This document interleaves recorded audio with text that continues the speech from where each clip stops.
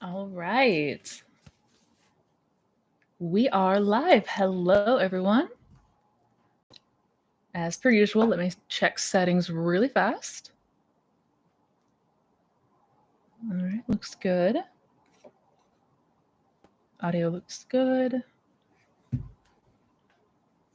right, we should be in good shape. As always, if anybody notices any buffering or weirdness, let me know. But welcome, y'all. Happy Sunday, as always. I hope everybody's having a relaxing holiday weekend. Well, specifically my American followers here. I hope you're having a relaxing holiday weekend, 4-day weekend, and I hope you had a lovely Thanksgiving. Go ahead and get started here in just 2 shakes. Hello, Angie. So happy to hear about your update last week. That was congrats again. Hello, Gracie. Soft G. Soft G? Welcome, Serene Goddess. Crystal, Francesca. Hello, Sweet Sloth. Oh, I'm excited. Mina, hi. Hi, I just saw your messages right before I hopped on. Do not stress. I'll get right back to you after the stream. I hope you are well and having a good weekend.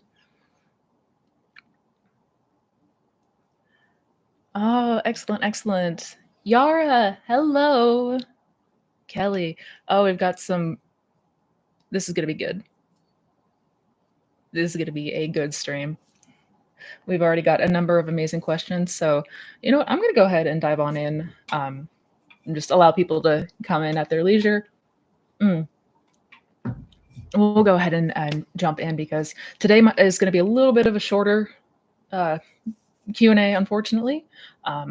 Busy day ahead, but as always, I did have to jump on. Yes, it's the holiday weekend, but still, I absolutely love joining you guys and being here for another round of Q&As where we hang out, we talk about the law, I answer your questions so that you can have better understanding, and ideally the clarity so that you can take these teachings, you can take these concepts and apply them to your life.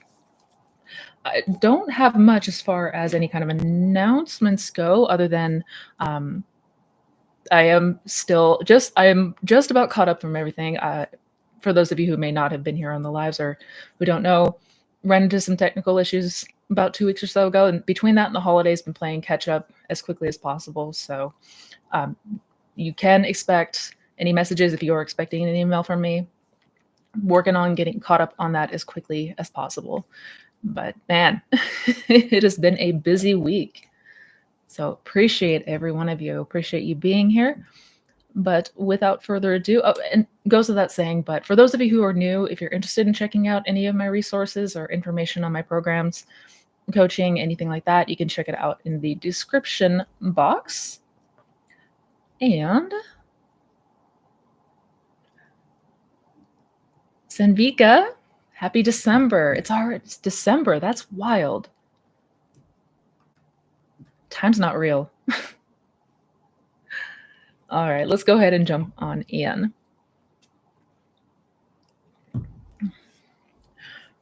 Angie, I'm curious about. Hi, Missy. What is the ladder?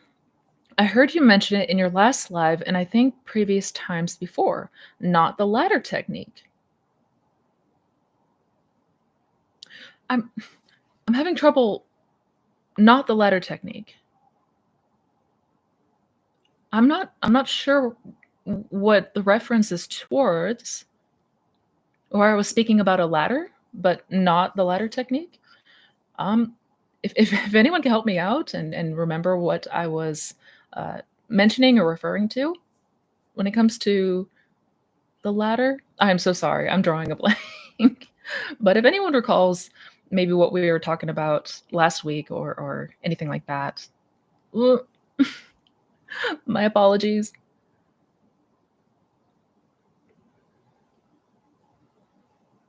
Hi, Misty. I really like your videos. You have an amazing way of explaining things. Oh, thank you, Soph. Thank you. Good to have you here.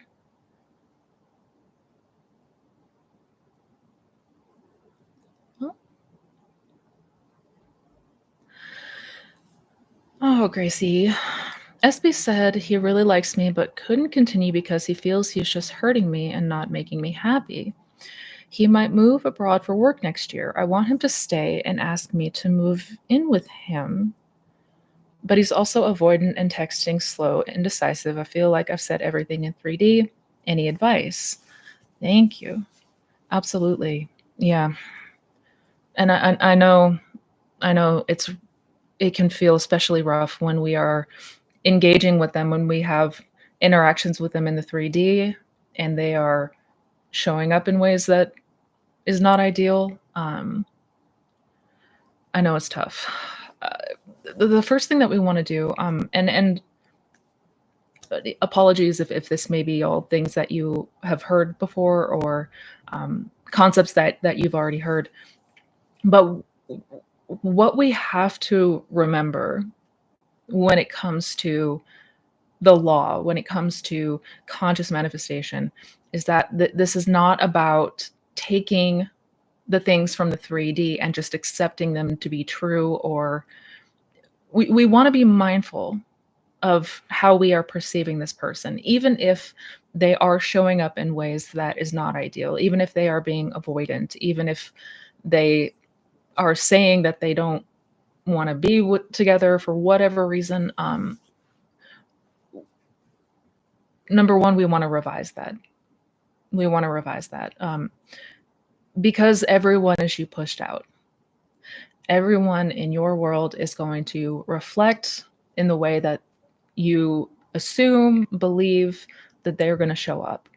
So if I hold the assumption that my person is avoidant, that they're indecisive, that they are hesitant about being with me, that they're hot and cold, then that is how they are going to continue to show up until I change that assumption.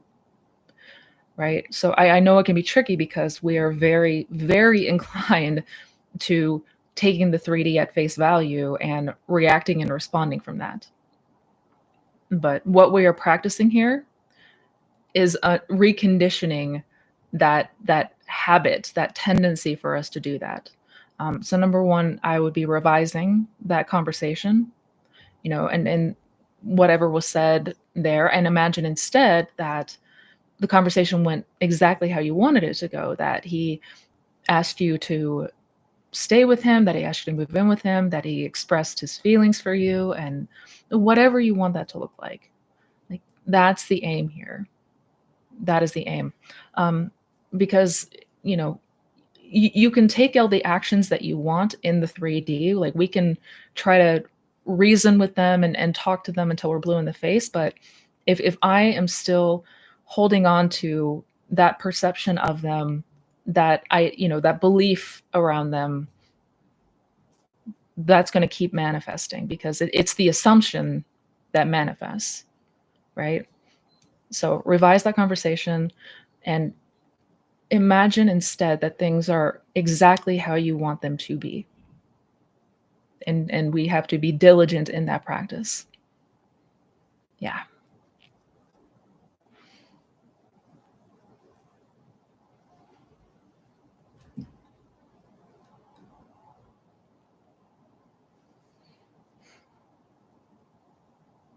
Where's that?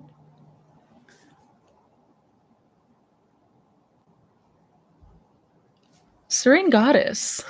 Oh, I like your question. I read an article in The Economist that alternate timelines are real, but we cannot change to another one. That is not true, right? Why do respected scientists say that? Because they do not believe? That is a really good question, and I'm curious to read that article that you're referring to, um, because I've heard that interpretation before. But what we have to remember about the science here, um, especially in this case, we're referring to like quantum physics, quantum mechanics, dealing with the smallest subatomic particles. We don't have theories. We don't have set concrete proof, like definitive proof. We have experiments that we have done that produced really trippy results that we could not explain, through rational and logical thinking, like Schrodinger's cat, the two slit experiment, basically things that are defying the idea of a one singular reality. Like, how can something be dead and alive at the same time, right? So we have interpretations, and we have many interpretations, and that's basically just scientists trying to hypothesize. They're trying to best make sense of the experiments that we've done. So nobody can, like, as far as scientists are concerned, or from the science perspective, like, we can't definitively say there is multiple timelines or there isn't, or we can move through them or we can't, um, because we have not been able to do that in a peer reviewed scientific method. That's just hasn't been a thing yet. um, which is also why you know some people who are big in science and physicists get kind of annoyed with people that talk about this definitively, because we have interpretations. We have ways of trying to make sense of the experiments that we've done. And the one that uh, the one that really sticks out to me and is actually quite popular, in that community, is the many worlds interpretation, or the Copenhagen interpretation of quantum mechanics, which basically say that, you know, uh, all things are in existence at this moment, like all states exist right now. And whenever something is observed or measured through our observation, that's when this wavelength collapses and becomes singular reality. So basically, a everything is in a state of like, everything exists as a possibility or like a theoretical until we observe it, and then it becomes our real world. And I'm trying to break this down as simply as I can because it can get really confusing fast. Um, but yeah, as far as the science is concerned, we don't have any theories because, again, peer-reviewed studies on this is quite challenging to come by. Scientists still don't know what consciousness is. They can't explain consciousness. There's a lot of things that science cannot explain definitively. So yeah, but I am curious. I'm going to try to look for that article because I'm curious to read it myself.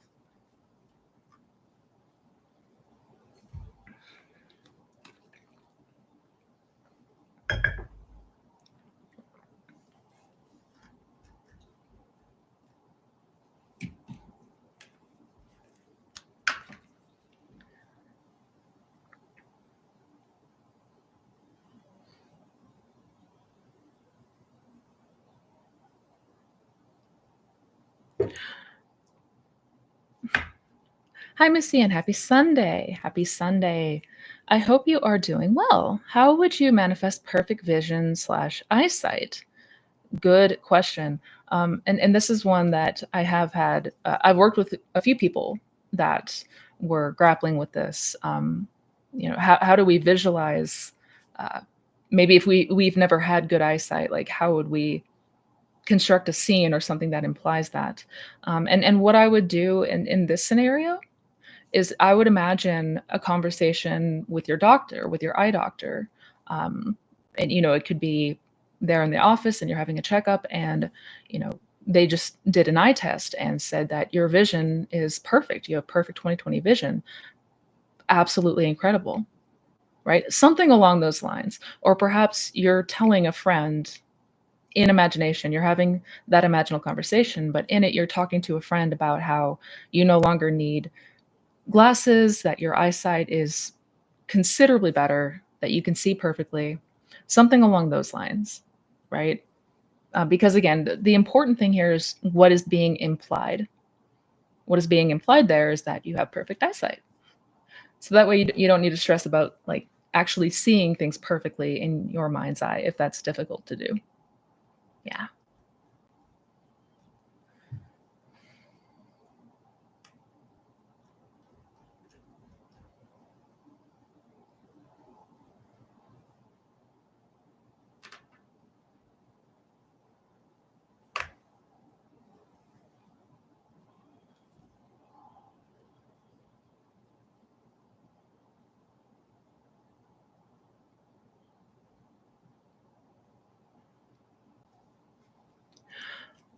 Missy, my SP is perfect and the nicest guy, but says that he has to focus on career and is not thinking about getting married. I am focused on the end result and can see changes.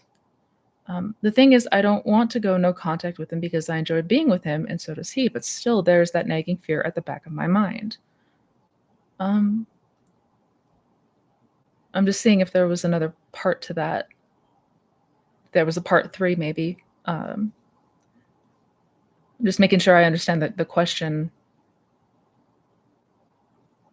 So, I mean, in short, your SP is saying things that you don't want to hear, and you don't want to go no contact. You don't have to go no contact, like to be abundantly clear. I mean, that was something that I did on my journey, but that was the personal choice that I made.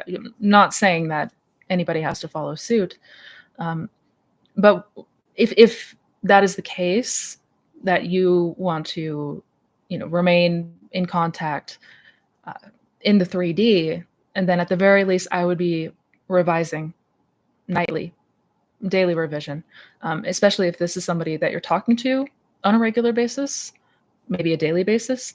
I would be doing daily revision. Yeah, and that goes for any kind of 3D circumstance that's showing up that's not ideal. If we're continuing to see the things that we don't want in the physical world here, um, nightly revision. And I'm never going to shut up about revision because it's so damn important, and it's something that is very often overlooked. And this is why 3D behaviors and circumstances continue to show up in ways that we don't like, because every time that we have a reaction to something, good or not so good, we're planting seeds. We're leaving impressions. And those impressions are always going to become expressions unless we revise them, unless we uproot those seeds, right? So no, I'm not saying you have to go no contact or that anybody has to do that. But if we are going to, continue to interact with this person, and we're noticing a lot of, you know, triggers coming up for us, we're getting upset often because they're saying things or doing things that we don't like. Revision. And it's just a good habit to get into regardless, revising the day at the end of the day. But yeah.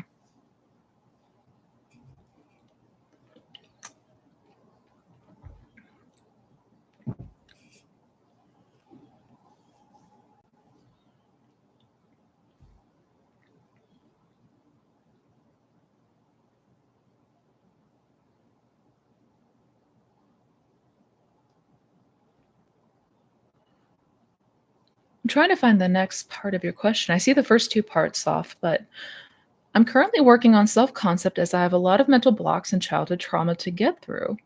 I'm in uh, I'm in a rut as I can't trust my feelings. When I feel lucky, buying a random lottery ticket, joining a competition, and visualize things going well, they don't. I'm tired of getting opposite results as I end up overthinking every action I make. Note that I do revision and visualization on a daily basis since I've been watching you. Any other advice? Absolutely. Absolutely. Yeah, I mean, self concept is key. Self concept is everything. The objective here, no matter what we desire to manifest, no matter what the aim is to change our self concept. It's to change the conceptions, the beliefs and assumptions that we hold, right? Um, so, absolutely, that's something that I would continue to revise, continue to recondition in that sense, revising the past scenarios, and also continuing to embody the version of you that you want to experience in the future, right? Um, if you're noticing opposite results, first we want to make sure that we are paying close attention to what we're naturally thinking and feeling in the day to day. I mean, right off the bat, something that struck me is I can't trust my feelings, right? like things like that. If we're noticing a lot of distrust, if we're noticing a lot of fear, a lot of apprehension, that may be superseding, those moments where you feel lucky. I'm not saying definitively, but for example, like we just really want to become more keenly aware as to what state we're dominantly occupying for the purpose of building faith in this, for the purpose of building faith in this law. Because if we are closely observant, we are going to start to see why things in the 3D play out in the way that they do. Like we will see it. We will become more increasingly aware of it. And we want to, because that is what's going to continue to build our faith so that we can trust ourselves, right? Like faith and trust here is I'm not going to say mandatory, but it's certainly going to make things a hell of a lot easier. Yeah. Um, I'm happy to hear that you are, revising more, and that you are focusing on, reshaping those past events.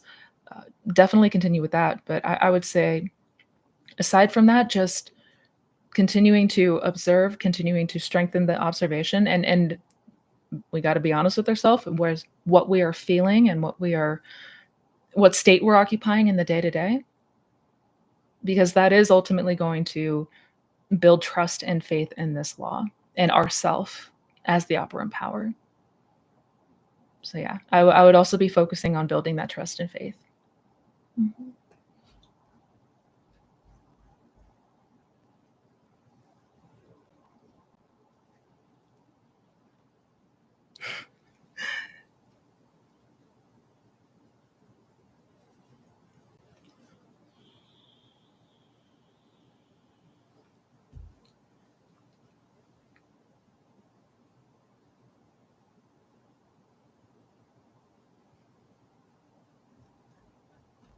Let me see. Hello from Croatia. Hello. Hello. I want to go visit Croatia. That place looks amazing.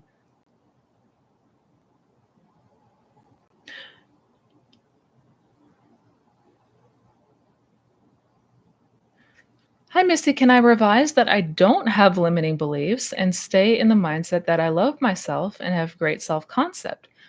Feeling my self concept needs a kick. Absolutely, Francesca. Absolutely. And that's, um, I mean, that's kind of the idea and point behind revision is so that as far as any limiting beliefs, any assumptions that no longer serve us, if we are to reshape the memories, if we are to imagine that different outcomes happened that were more positive, that were more ideal, that you know cemented in us a feeling of confidence and secured versus any insecurities that may have been formed, then that's absolutely what we want to do, right? Because the beliefs that we have now are based on what we experienced in the past. And put it as simply as possible. Um, so yeah, short answer is yeah, and staying in that concept that you love yourself and that you feel good about yourself, that you feel assured and you feel confident. Absolutely.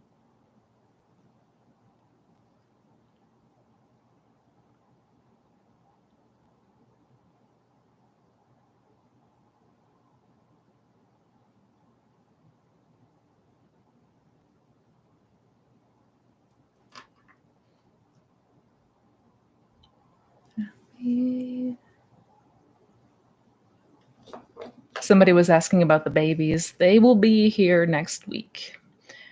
They are tuckered out downstairs at the moment.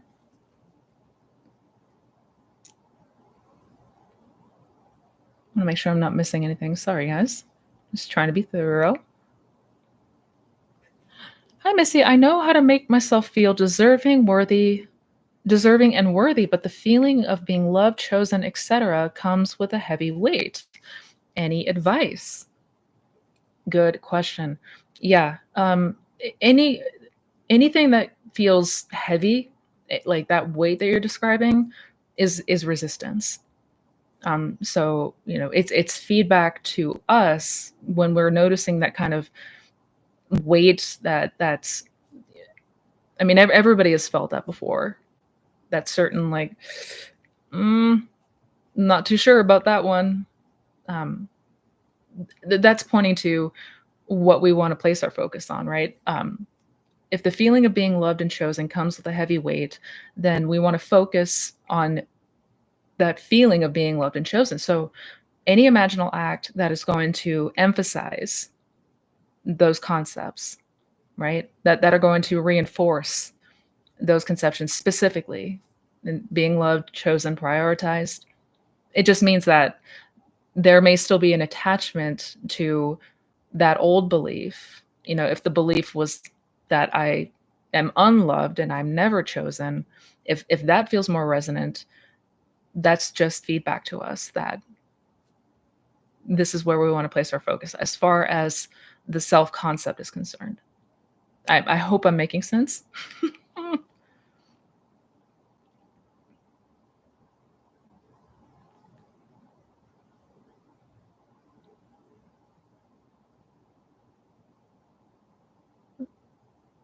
When it comes to revision, I feel I have resistance in that new memory. In that the new memory doesn't stick. I will keep persisting until it does. I hope I am on the right track.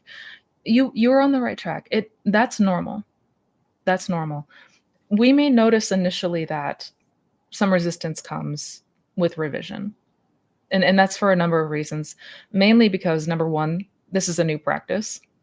So just like with any kind of new practice, introducing something new might take a little bit of just playing with to get used to it. But we're also contending with the fact that we've always been taught that the past can't be changed, that the past is the past, it's set in stone. So there's quite a few things that may feel like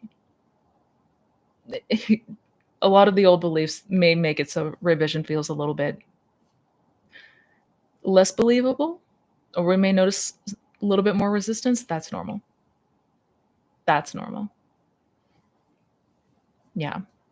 The important thing is that we are just continuing to go back to that state and just play with it. Just play with that outcome. Go into revision with more of a lighthearted like, what would this have been like if this outcome happened instead of that old crappy outcome?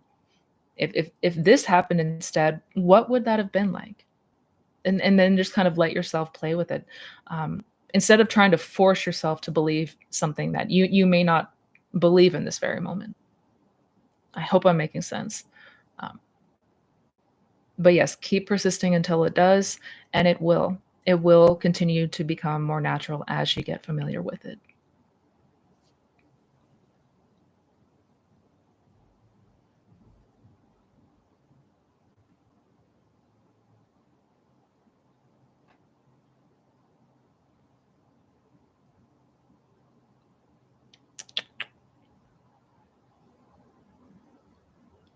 Chat's jumping around a little bit. Hi, Emerald Sunshine. Hello.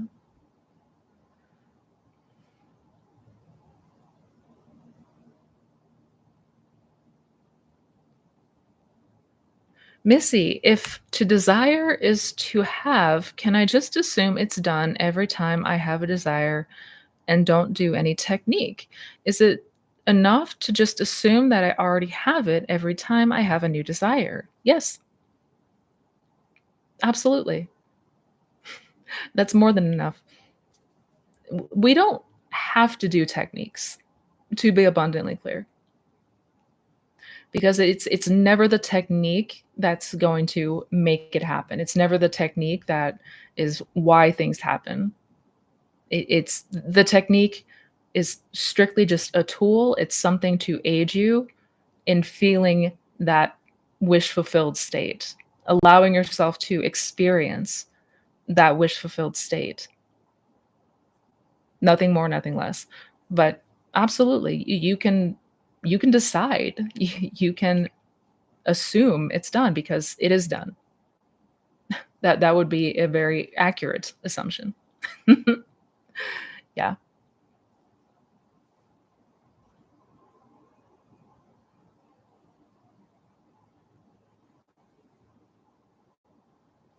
When I do a visualization slash affirmation session, I feel excited even after the manifestation session is over. Is this okay? Mhm. Yeah. Yeah, we may get excited. We might notice some emotions coming up for us. Um, that's not always the case. And it might be that that's less and less the case as you become more familiar with that end state. Um, but it's totally fine. Totally fine.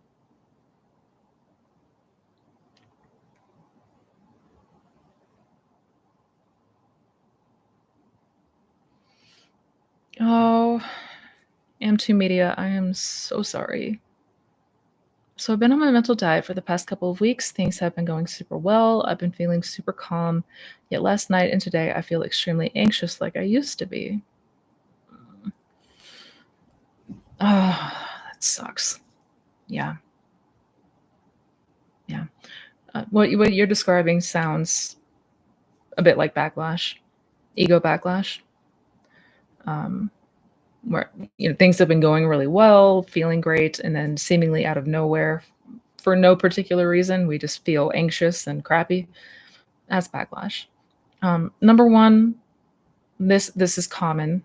This is, the old man fighting back, so to speak. That old self that's trying to push back against the idea of change. Um, and number two, knowing what it is half the battle. Just understanding that this is that ego self putting up a fight. This is the defense mechanism. I don't have to give it any other inherent meaning. I don't have to, feed into this anxiety. I understand what's happening here, and it's going to subside. It's going to subside, and when it does, I'm going to go back to the end and continue to allow myself to get more and more i- used to it, familiar with it, acquainted with it. Yeah, I know it's incredibly difficult in those moments where we are feeling anxious.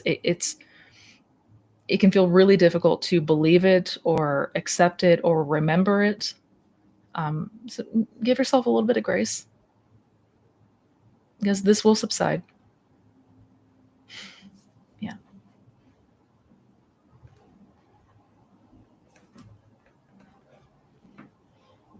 Revision feels fake. Yeah, and that's not uncommon, unfortunately.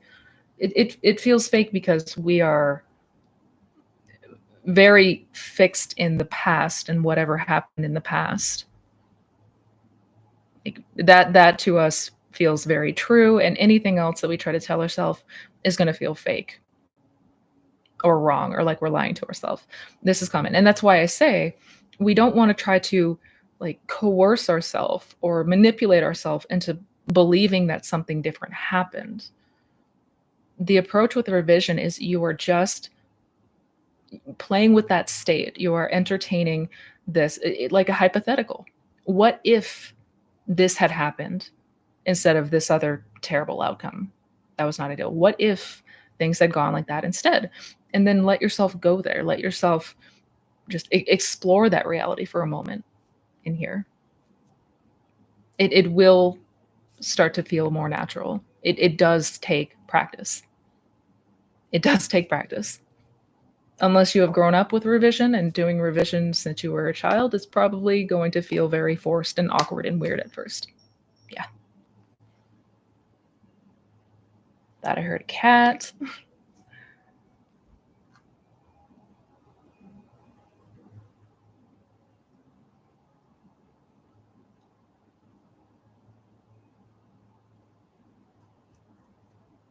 All right, so let's go back to the top.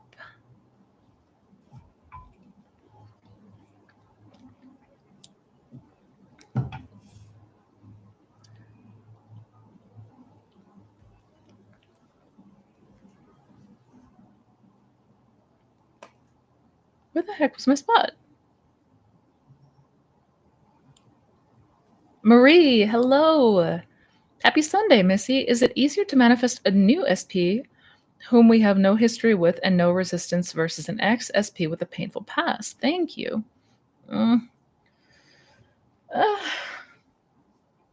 yes and no. I mean, like, it's probably going to be a little bit different for everybody, but I think on the whole, yes, we may notice less resistance at the idea of a new specific person, or I'm sorry, a new person, one that we don't have history with naturally. And that is a thing that you can do. Like if you no longer desire to be with a specific person, you desire to be just in a loving, committed relationship. That is, I mean, you can do anything quite literally.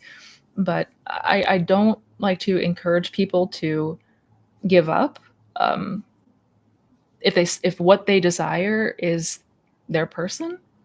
Um, because number one, that's going to feel very, very challenging for us to do. We have desires for a reason, um, but also this isn't just about the specific. This is not just about the specific person. This is about self. This is about you and changing any aspects that continue to create unwanted circumstances and manifest the undesirable outcomes. Because if we don't change that self, if we just hold on to the same patterns, same beliefs, same assumptions, whether it's a new person or not, we're going to continue to find ourselves in those cycles. I hope I'm making sense here. So this isn't just about trying to get a specific person back. This is about the change in self so that we are no longer keeping ourselves in feedback loops that are painful, so that we're not rehashing the same thing with a new person, a new face. Yeah, I know. But I would do some deep soul searching and see what it is you truly desire and go with whatever that is.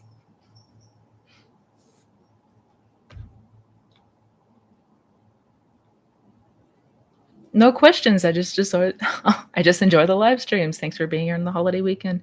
Good to be here, Carrie. Thank you for joining.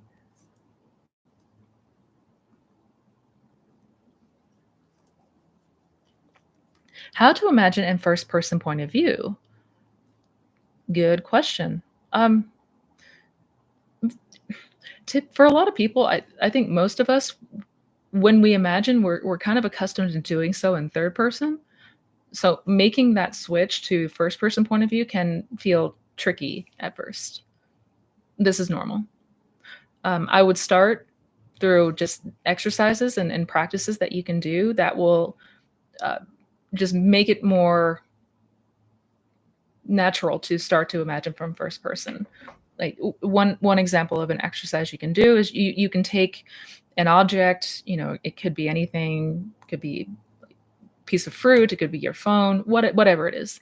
Take an object, examine it, look it over, get the feeling of it, try to, like, with all five of your senses, get as clear of a picture of whatever that is, and then close your eyes and aim to replicate it to the best of your ability, like from your eyes. So if you're like looking down and seeing this thing in your hand, you want to close your eyes and replicate, like seeing it through your eyes.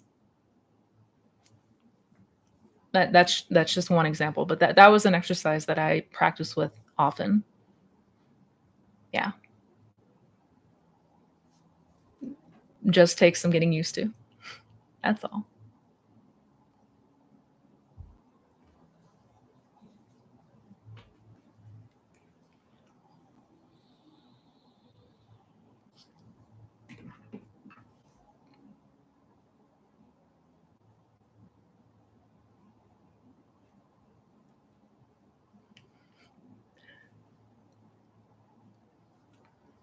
I had a fantastic Thanksgiving. Thank you, Kelly. I hope you did too.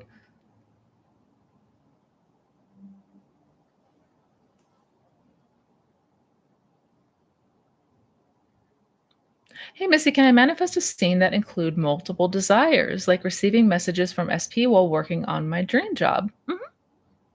Yeah, absolutely. Absolutely. And that's the beauty here is we can do anything in imagination. We can absolutely imagine a scene that implies multiple things. Yeah. Imagine you and your SP are doing a toast because you've reached a milestone. You've reached, either promotion or a raise, whatever that might be. But yeah, you can absolutely use it for multiple desires. Mhm.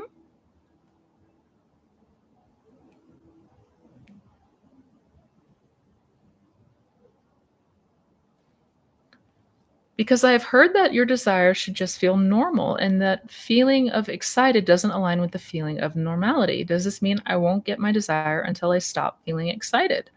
Not inherently. Not inherently. I mean, it is true that we might notice a feeling of excitement at first uh, because that is how we would feel upon receiving our desire, right? When we get initially, we're very excited about it. We're stoked, we're happy, we're, over the moon. And as time goes, that begins to subside, right? Like that excited sort of wears off a little bit and just becomes uh, something that we're used to, basically, that normal feeling. Um, so it doesn't mean that you're not going to see any outcome until you're no longer excited. I don't wanna give that impression. Yeah. 'Cause, I mean, you'll have moments, like, for example, if it's an SP situation, and you're imagining the 2 of you married, you're still gonna have moments throughout your marriage where you have feelings of excitement come up. It's gonna happen. I wouldn't stress. Wouldn't stress.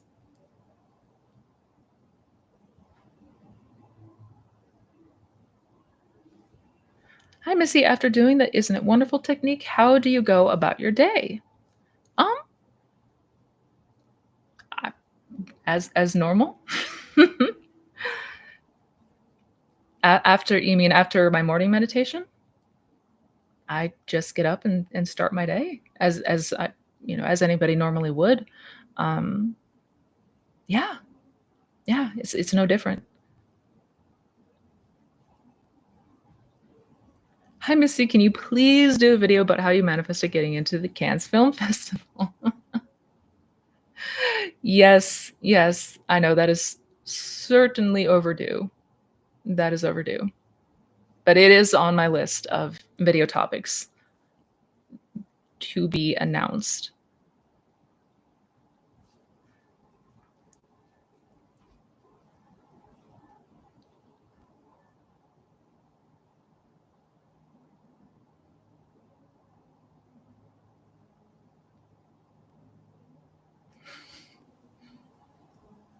I love seeing your interactions in this chat.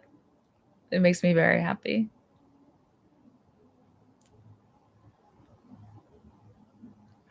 Hello, good morning. My question today is how do you know when you're in the drowsy state? And do you have any tips for getting there? Good question. Um, and this is something that I do have another video coming about SATs that goes more into how to know that you're in SATs and ways that you can gauge or sort of tell that you're in that state akin to sleep. Um, and just to preface all of this, like, to be clear, I'm not ever saying that you have to do SATs or get into the drowsy state or it's not gonna work or you're not gonna manifest. I don't wanna give that impression. You know, this is just a tool, this is just one method of many methods that we can use to aid us in occupying that wish fulfilled state. I mean, that being said, I see exactly why Neville Goddard mainly emphasized SATs and doing SATs. It is a very powerful state, and if we're especially if we have a lot of resistance to our desire, if there's a lot of inner conflict or we have a lot of fear and apprehension around getting the desire, that is where sats can be most beneficial. Because in that drowsy state, we are much less susceptible to resistance. You're going to feel much more relaxed. It's going to feel much more natural and effortless to imagine anything, literally anything.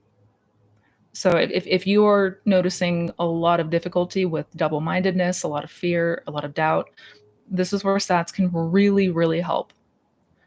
Um, and that being said, how do we know we're in sats? I mean, the first thing that we're going to notice is it's going to feel like an inability to move, or it's going to feel very, very difficult.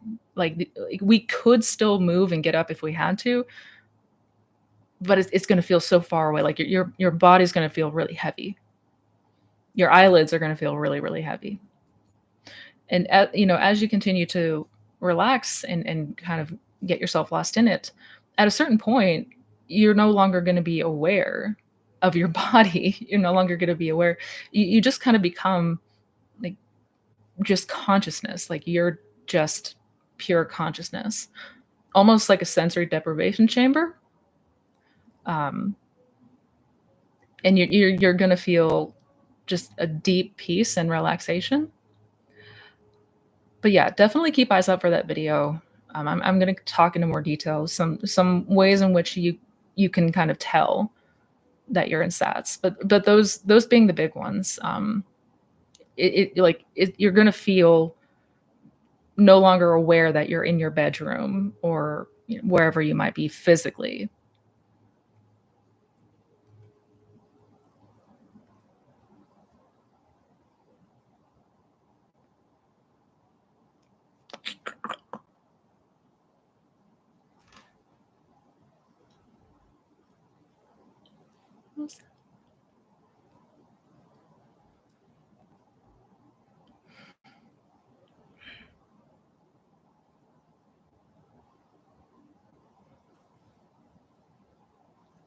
Hi, Missy. Happy December. How to tackle 3D after successfully doing your sats. I feel nice and content.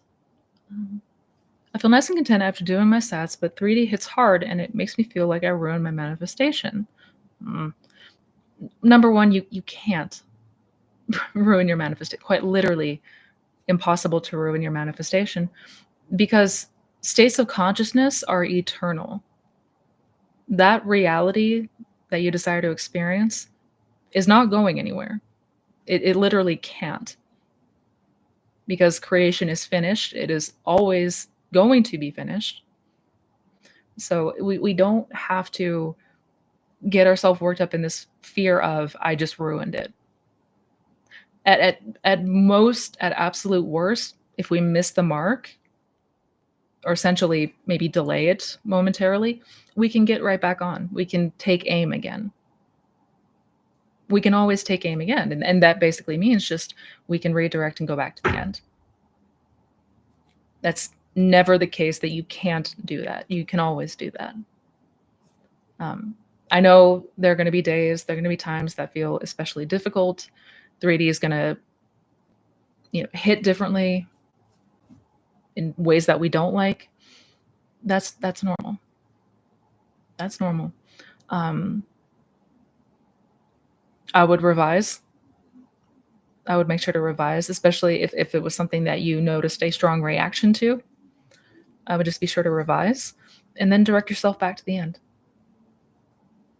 Yeah. But truly, you cannot ruin your manifestation, as in like blow it up and never have the opportunity to that's not a thing. Not a thing.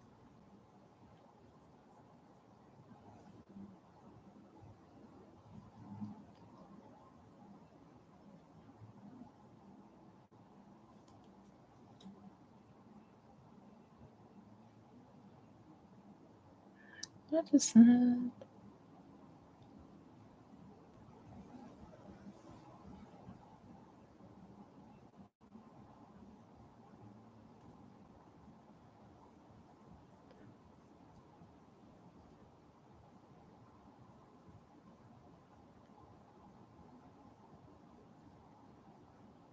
Hi, Missy. How does one get back to the state of the wish fulfilled after a little progress in 3D as it feels kind of empty?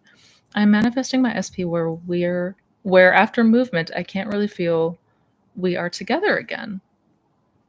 How does one get back to the state of the wish fulfilled? Well, so you're finding it difficult to move to the end because of the 3D? Or this is why we have to practice taking our attention away from 3D. Like obviously we can't completely ignore we are living this 3D experience. Um, there's going to be moments where it feels maybe especially more difficult than others, but the practice in and of itself is retreating your awareness and your attention, your consciousness, moving it from all this happening out here to in here. Like, that's the practice. That is what we are consistently referring back to. Because the more that we are giving our focus to out here, that's why we feel like crap. That's why we feel like crap. Because all of our attention has been more out here than in here. So, I mean, if it feels too difficult to do that with SP in this very moment, practice with anything. Literally, just the practice of retreating to your inner world, redirecting your attention, right? Like deliberately, because we're doing this all the time unknowingly, but we just want to deliberately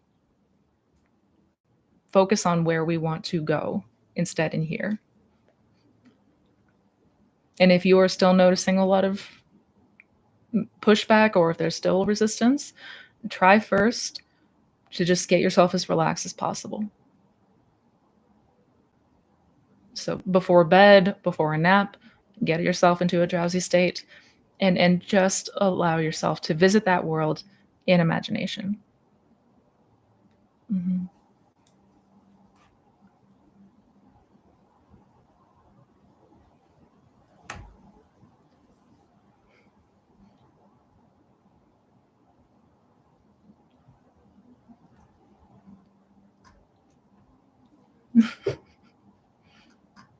You guys are so good to each other. I freaking love to see this. You are so good to each other. Oh, my heart.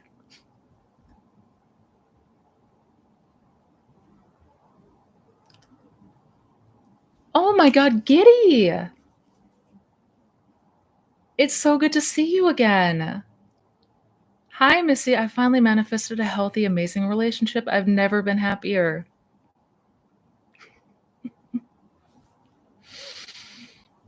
Oh, yay. It is so good to hear from you, and it is so good to hear that news. I love that for you.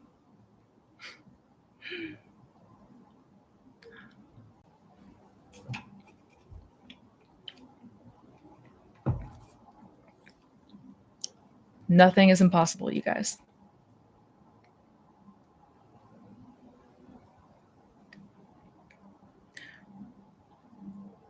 Hi, Missy. Is it necessary to have discipline in doing something? I have stopped doing techniques because after almost 2 years, SP is with the third party and I am lazy to do something. Some say just be still, but where's part two? But I am discouraged. I still want him, but I don't know if this is part of the bridge of events or I manifested this third party. You said go to the end, but after so long trying to manifest and only the opposite. Was there another part? Or, um, I'm just trying to make sure if that was everything. Is it necessary to have discipline in doing something? Uh, well, it's what do we want to accept as final? If I'm understanding correctly, like what are we ultimately accepting as final? Like, this is just how it is because we're always doing that in one form or another, right? So what are we assuming, right? What are we assuming? Um, just from what you described, it sounds like you know, you stop doing techniques because after 2 years, um, do the techniques feel like a lot of work? Does it feel like there's a lot of effort that's been going into it? Because that is probably the most common reason that we notice resistance when applying techniques. We're trying to force it. We're trying to we're treating this like work, um, and that's inevitably going to lead to burnout. I mean, I would agree with those who say just be still. Like you don't need to force yourself to the point of exhaustion or anything like that. I still want him, but I don't know if this is the part of the bridge of events or I manifested this third party. Well, we manifest quite literally everything in our experience. Quite literally everything. That said, if that was something that you did create, you can also uncreate it, right? That is the beauty of operant power in your reality. Even if something is there that is unwanted, that was unintentionally selected or manifested, we can change it. We can always change it because the 3D is always subject to change.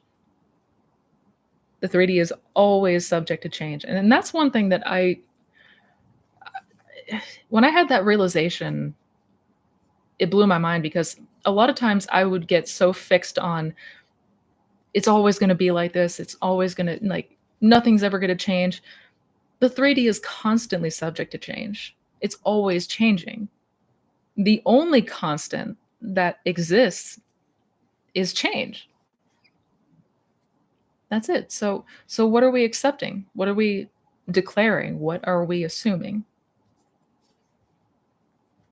Is it that there's a third party and that I've been trying to manifest for 2 years and it's not working and it's hard? No, scrap all of that. Scrap all of that. If this is what you truly desire to experience, then put yourself there.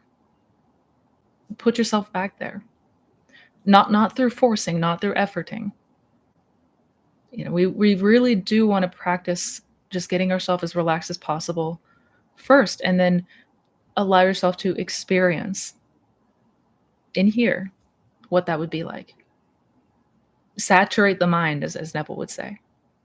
Let yourself get so completely lost in that reality, in that state, that you're no longer aware of out here. Yeah. And I understand that it can be challenging if we have not seen the result that we want to see. It can feel nerve-wracking or daunting of going back to that end. And in that case, I would be working on building faith, proving to yourself that the law is real and that you are, in fact, the operant power. Is the reason we struggle so much is because we don't believe that.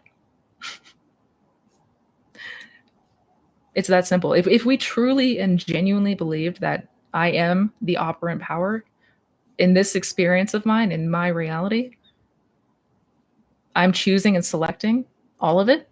If we genuinely believe that, none of this would be hard. So focus on building faith. And when you can, if you can, allow yourself to gently go back to that end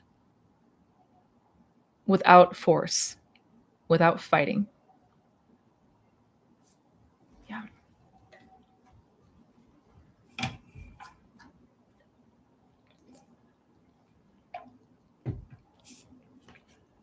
Oh, bye, Yara. Thank you for being here. You're so lovely. And thank you for that update. I'm so glad everything worked out for you, as I knew it would.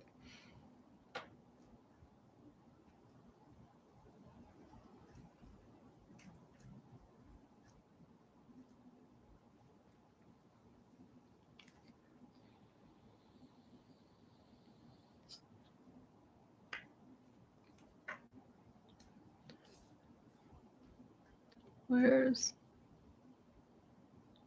totally lost my spot. Damn it.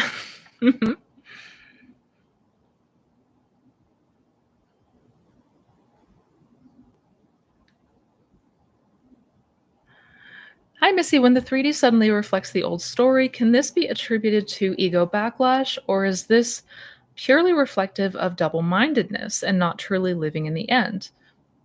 Sounds more like the latter. Sounds more like the second one. Oh, I think I just Angie, I think I might have gotten to when I say the latter, I mean the second option, if that's what you're referring to. But back to the question, it is purely reflecting the double mindedness. Yeah, yeah.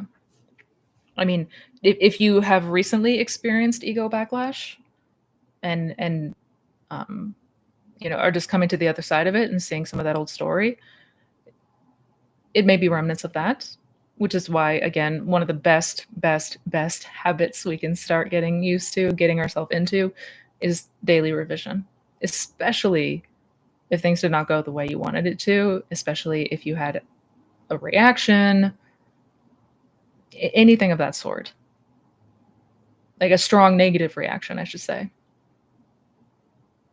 Yeah.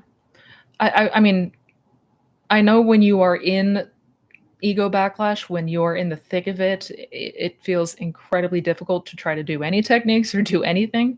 But once subside, once it subsides, and you're feeling calmer, you're feeling better, go back and revise it. But generally speaking, if the 3D is always reflecting our inner convictions, right? What we have been imagining, what we have been assuming, what we have been putting our focus and attention on, that's what is outpictured. So if we have been back and forth internally, that's where we will see that reflection outside. We'll see hot and cold behaviors on the outside. Yeah.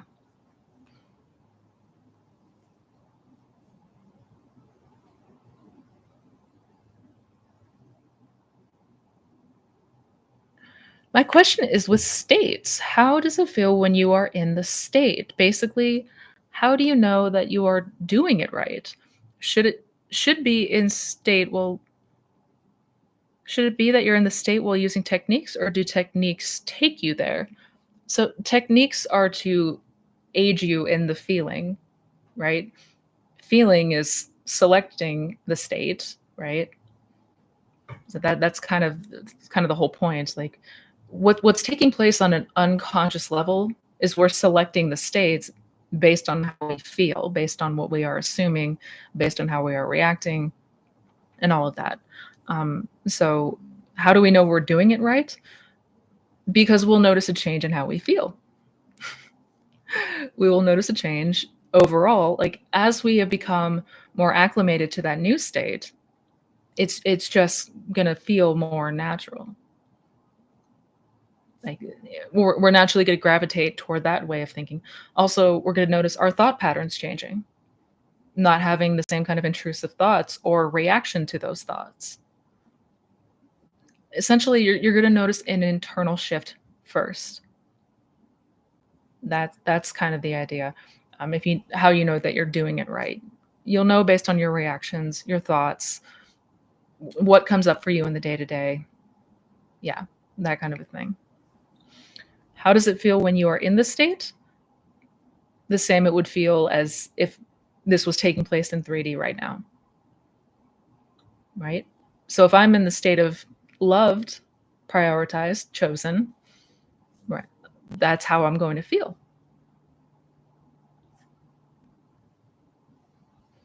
Should you be in the state while using techniques, or techniques take you there? Well, the techniques are to aid you in reaching that state and having it feel more natural to you.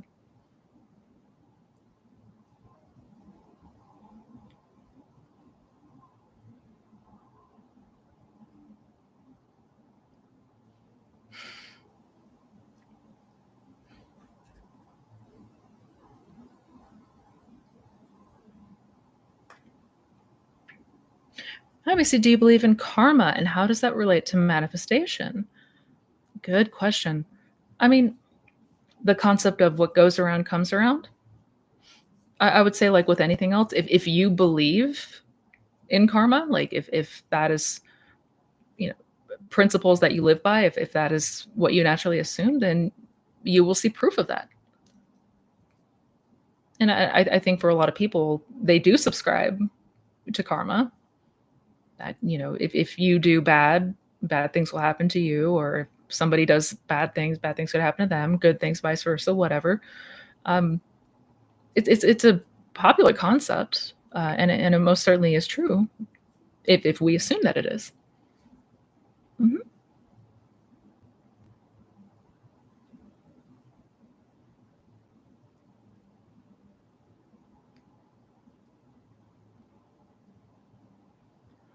What would happen if I revised the situation that I technically don't know even happened?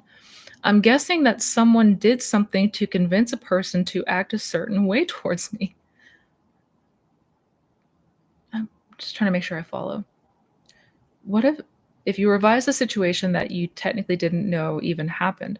Well, regardless, I would revise it, especially if you are not certain that this is what happened. We what we don't want is to assume that someone did something to convince someone else to act a certain way towards you if it was not ideal. We don't want to assume that. If the outcome is we got hurt, we don't want to assume that. We do not want to assume that. So I would assume instead that, you know, this person acted a way towards me that was ideal, whatever that looks like, whatever that might feel like. But that's all. Like, it doesn't matter if you don't have all the facts, right? Because ultimately it's just about what you are assuming, anyways. So yeah, I would revise, I would change that assumption. Definitely.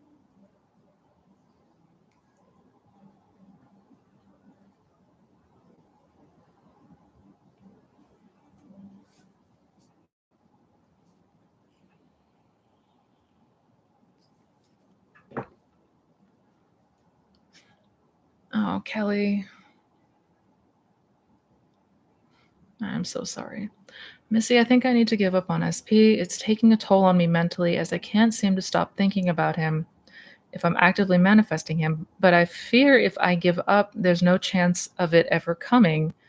And I'm uprooting the seed because deep down I want him back, but I can't keep on like this and I can't do any techniques anymore. Maybe I just lack the faith. Did you feel this way? Yeah. Oh, yeah. Yeah. I had my SP journey was a fucking roller coaster.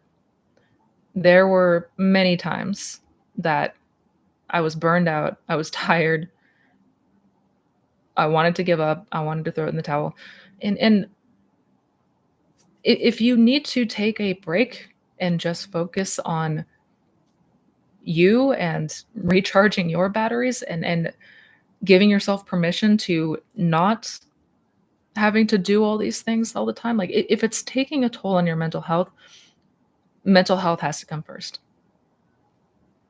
It like we can't compromise with our mental health. We just can't. And that doesn't mean that anything is ruined. It doesn't mean that just because you give yourself some space to allow yourself to breathe and recharge and not have to, stress on this all the time.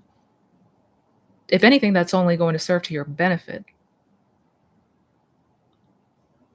It's only going to serve to your benefit. But just because you are taking your attention and putting it on something else does not mean that you are going to ruin it. That is assured.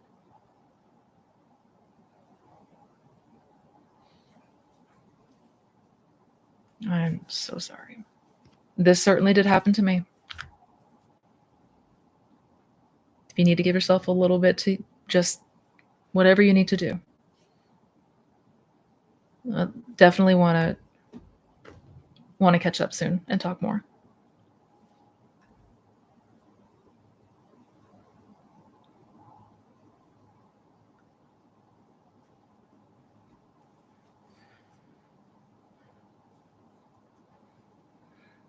Yeah, Kelly, let's definitely connect soon. I'm gonna send you a Zoom invite.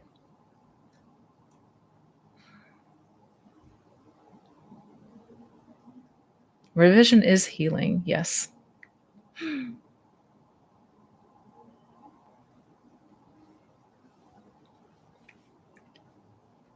Why is it that in some emotional situations, visualization is very easy and without resistance, but in others, it is difficult and accompanied by a lot of resistance?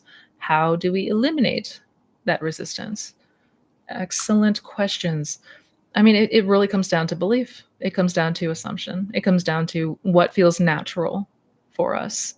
Um, in some instances, for things that do feel believable or feel possible or natural, imagining those are going to come with no effort. It's going to feel completely normal, right? Um,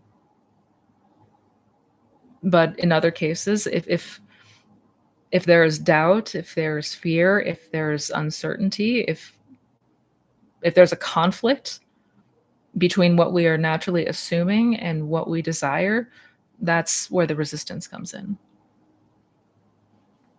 because it doesn't feel real or practical or probable for that to happen. And that's kind of why one thing that I was mentioning earlier, and maybe you weren't here when I was talking about it, but one thing that we can start to integrate into practice is first getting into a more relaxed, drowsy state. Like the reason behind that, the reason for that is so that we don't have that kind of resistance. Because in the day-to-day hours, we tend to be very fixed in our beliefs, very fixed in our ideas. So introducing something new that doesn't feel believable is likely going to come with a lot of pushback.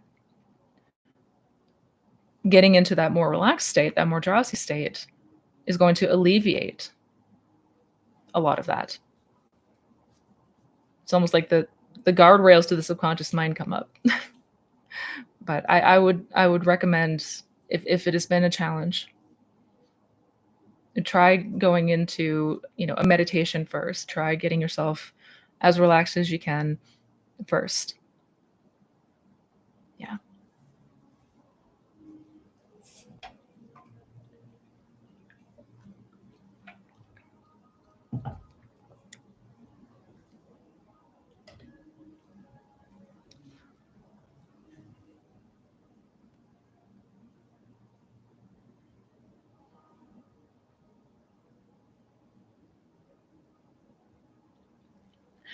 Oh, satisfied with my life and love around me.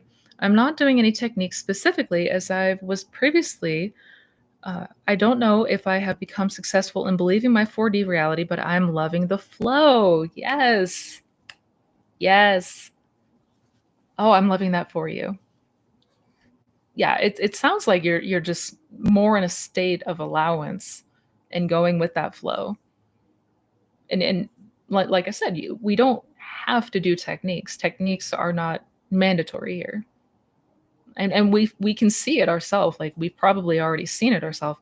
Things will manifest without us even trying, without doing any technique.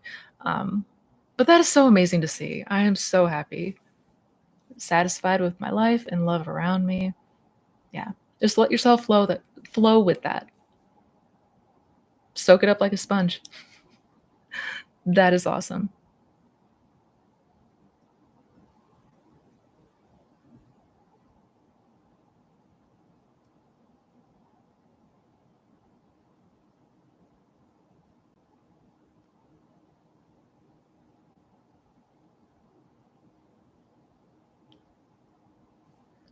Where's my spot?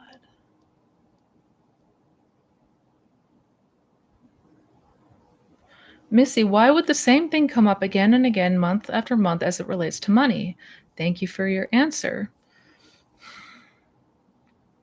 I mean, the short answer is because we are assuming that that's going to happen.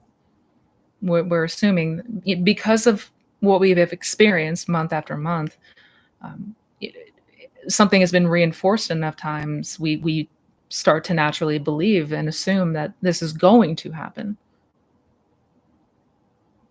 which is why we want to break out of that feedback loop. We want to break ourselves away from the idea that just because something has happened a certain way in the past means that it's going to continue to happen in the future. That's not true. That's not objectively true. But we are very conditioned to think like that and assume as such. So if we want to break the feedback pattern, the feedback loop, we have to really start to change that assumption. Like, and imagine that, you know, this month the amount of money was completely different, or that things were different. Like, we're interrupting that feedback loop. We're disrupting it.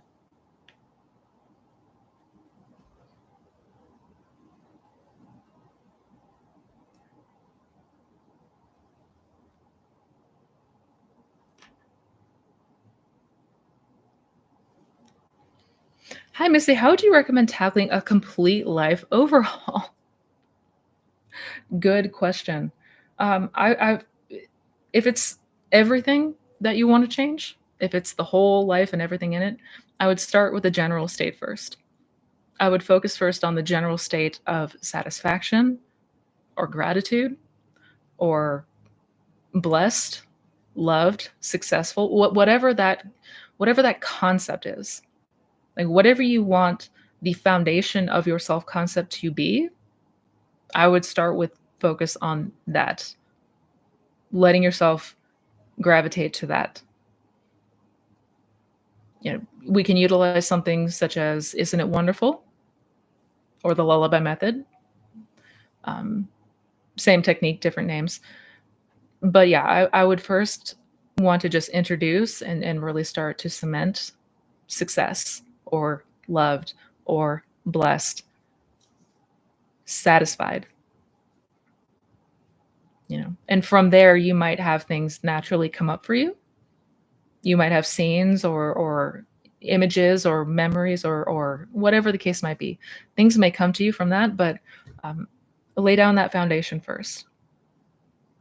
Because if we try to tackle it, like, I need to come up with like 50 different scenes, that's probably going to feel a bit overwhelming.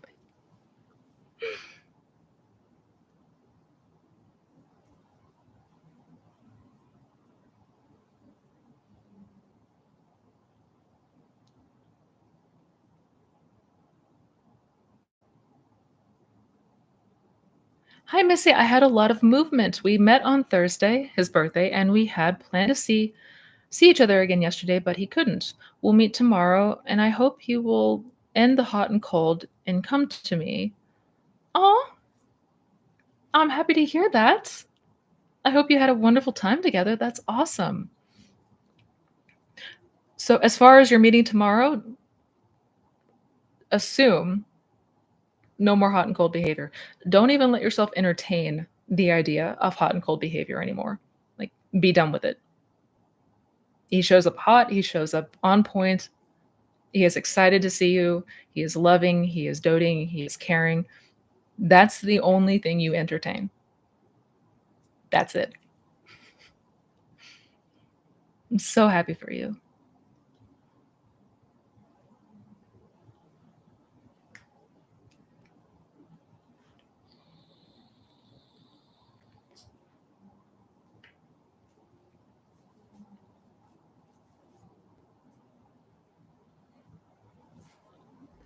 Love the question about the complete life overhaul.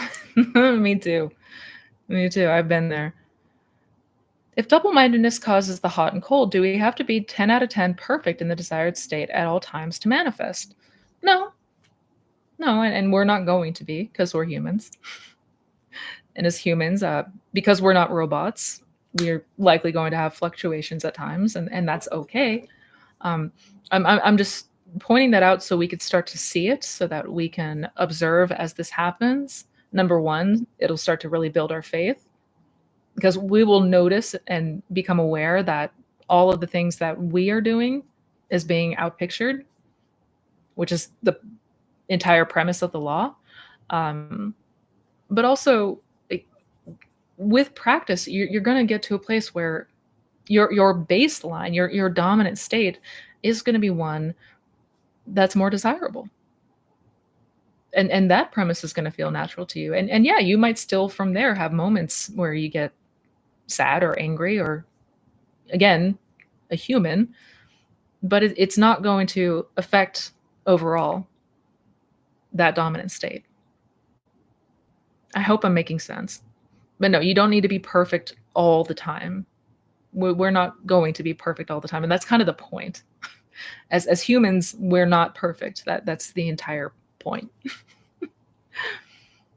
But we do want to practice and becoming the version of us that already has what we desire, having that be what feels most natural to us. Doesn't mean that you're never going to have a bad day again. It just means that you're going to start thinking and feeling and acting more from that desired premise, from that desired state.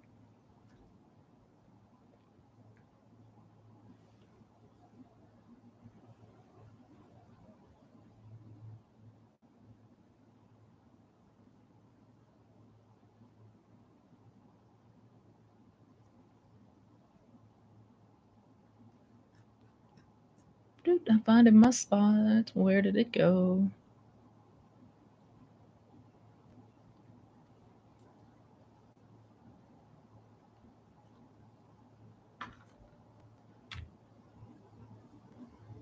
I fall asleep too quickly for sats. That's that's completely normal. And at first, yeah, you are likely going to fall asleep rather quickly because that's just what we are accustomed to doing. If that has been the case for you, there are some things that you can some things that you can adjust.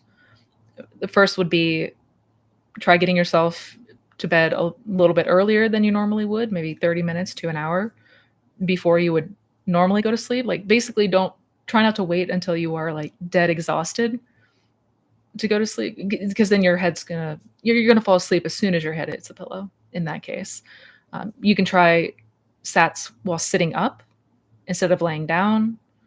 Put yourself in a different position than you would normally fall asleep in. Um, and practice during the day. Practice during the day.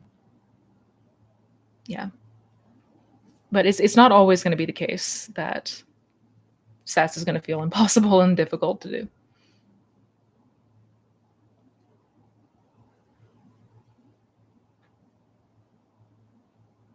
You guys are sweet. Thank you. Like the nails. Thank you. All right, I got time for maybe one or two more questions. It's definitely on a little bit longer than anticipated, but I can't help it because you guys are awesome. Good questions today. Um,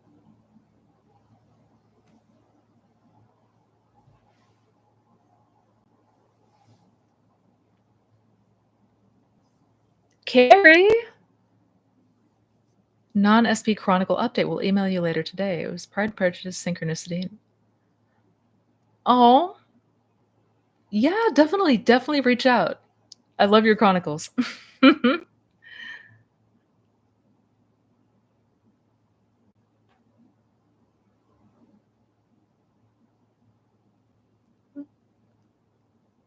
You have a lovely day as well.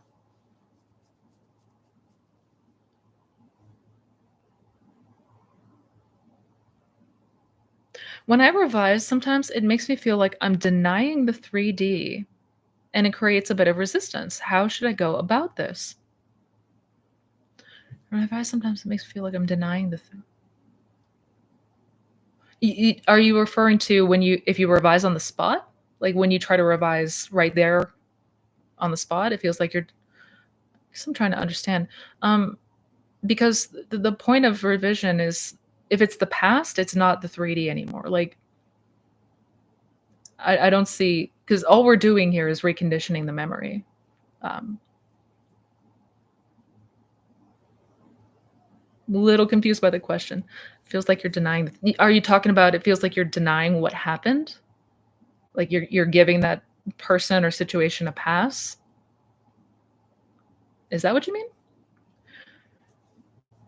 If that is the case, we have to remember that we're not revising for someone else.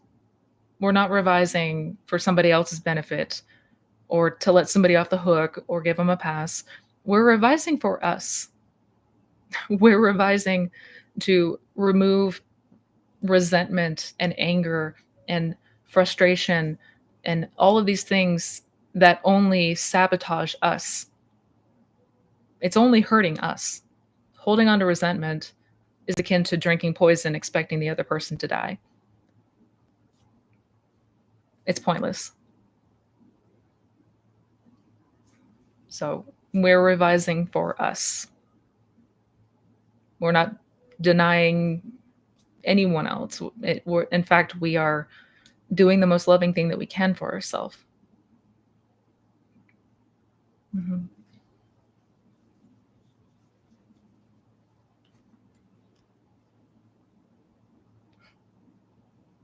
You are so welcome, Sanvika. Thank you for the kind words.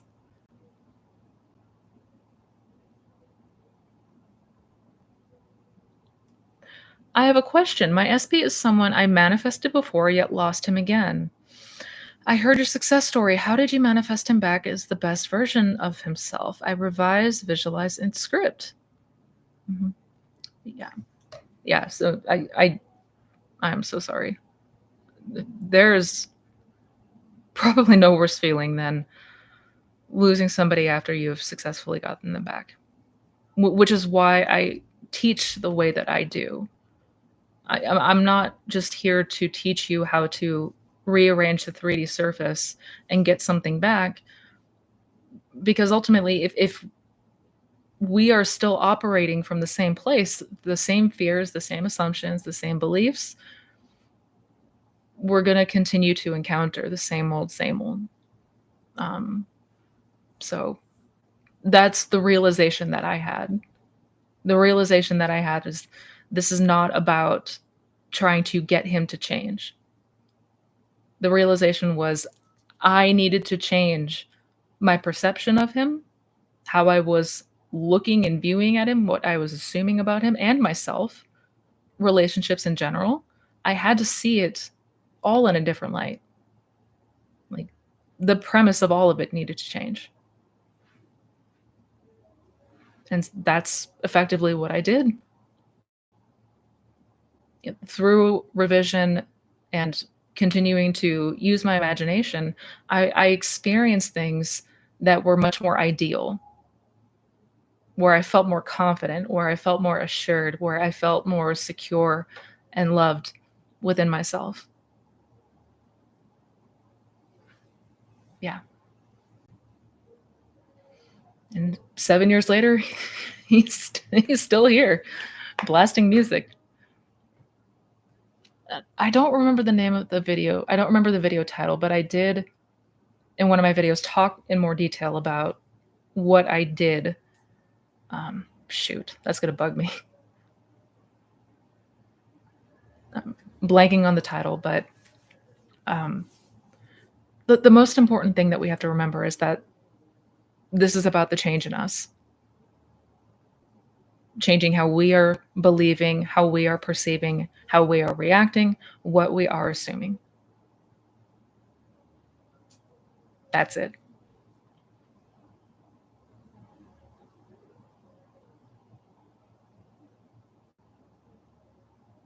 Why is it so difficult to believe that 3D is always changing and to live in the end?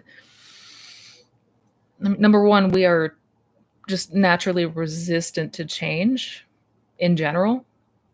That is an ego defense mechanism. We despise on a subconscious level. We despise the idea of change. This change implies unknown. Change implies scary question mark, uncertainty. Um, yeah, but it is kind of wild because the truth is the 3D is always changing. Like that's just a fact. That's just a fact. But yeah.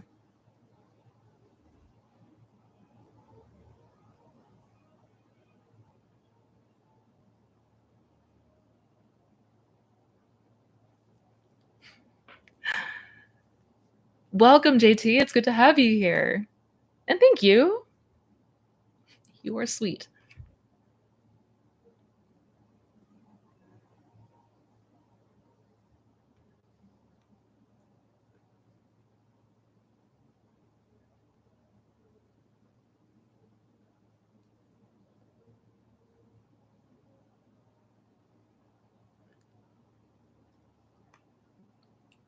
Wait.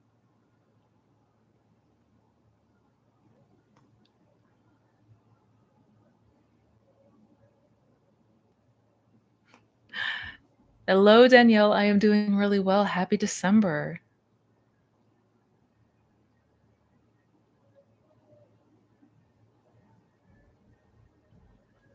Happy December, Missy. How to live in 4D and prepare in 3D. In 4D, I already live with my loving partner together. In 3D, I live somewhere else as a single person. Is it conditioning 3D to prepare living as a couple? Oh, I mean, in this case, it's conditioning the way that you would like it to be, right? You mean like preparing a place for your person? Like rearranging things in your household? Yeah, I would. That's fantastic indication. Like feeling that certain, I would. I absolutely would.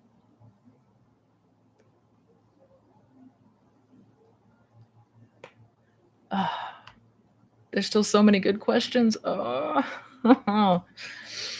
being said, though, unfortunately, I went over quite a bit of when I was supposed to log off today. Sincerely apologize for that, but I want to thank each and every one of you for being here, and I hope you are having a lovely weekend thus far.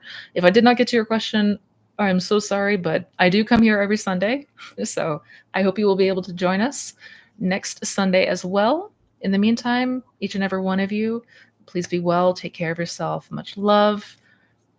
Thank you so much again. Oh, last week, supposed to be a video coming out.